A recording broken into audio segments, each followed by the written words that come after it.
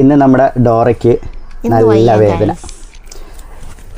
രാവിലെ എഴുന്നേറ്റപ്പോഴും കുഴപ്പമില്ലായിരുന്നു. അത്യാവശ്യം ഫുഡും കാര്യങ്ങളും തുണി വിരിക്കലും മുറ്റം തൂക്കലൊക്കെ കഴിഞ്ഞ് കേബ്രൂട്ടനെ ഉറക്കാൻ കിടന്നിട്ട് എഴുന്നേറ്റപ്പോൾ തൊട്ട് പറ്റുന്നില്ല ഗൈസ്.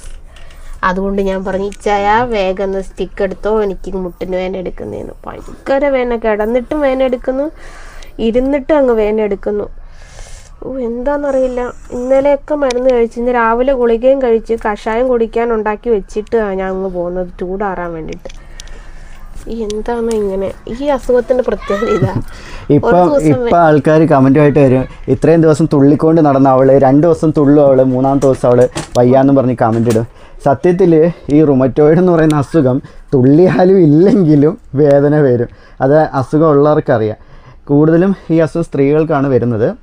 ഇത് തുള്ളിയാലും ഇല്ലെങ്കിലും വരും. ഇതൊരു തരം പോയിസണാണ്. നമ്മുടെ ബ്ലഡിൽ ഒരു പോയിസൺ മിക്സ് ആവും നമ്മുടെ ഫുഡിൻ്റെ വേസ്റ്റിൽ നിന്നുള്ള. അതുകൊണ്ട് വേദന കൺട്രോൾ ചെയ്യാം എന്നുള്ളതല്ലാതെ ഈ അസുഖം മാറത്തില്ല. ഇപ്പം നമ്മളിന്നലെ അത് ലൈവിൽ പറഞ്ഞിട്ടുണ്ടായിരുന്നു, പക്ഷേ നേരത്തെയും പറഞ്ഞിട്ടില്ല. എന്നാലും ചിലർക്ക് ഇപ്പോഴും പറയുന്നത് തുള്ളിക്കൊണ്ട് നടന്നു. ഇവിടെ തുള്ളാറൊന്നുമില്ല, ആകെ എന്തെങ്കിലും ഇച്ചിരി ജോലി ചെയ്യും. അതിപ്പോൾ വെറുതെ ഇരുന്ന് കഴിഞ്ഞാൽ നമ്മൾ ചെയ്യേണ്ട കാര്യങ്ങൾ ബാക്കി പറയുന്നവർ വന്ന് ചെയ്തു തരുമോ? ഇല്ലല്ല.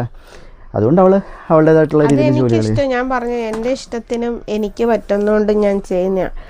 പറ്റുന്നില്ല, ഇടത്തെ മുട്ടിന് ഭയങ്കര വേന.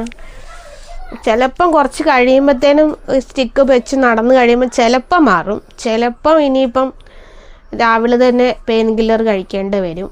അറിയില്ല. ഇന്നലെ രാത്രി കഴിച്ചു തന്നിട്ടും കുഴപ്പമില്ല. പക്ഷെ ഇന്നലെ മിനിങ്ങാന്നും ഇത്രയ്ക്ക് ബുദ്ധിമുട്ടില്ലായിരുന്നു. ഞാൻ നടന്നു നോക്കട്ടെ.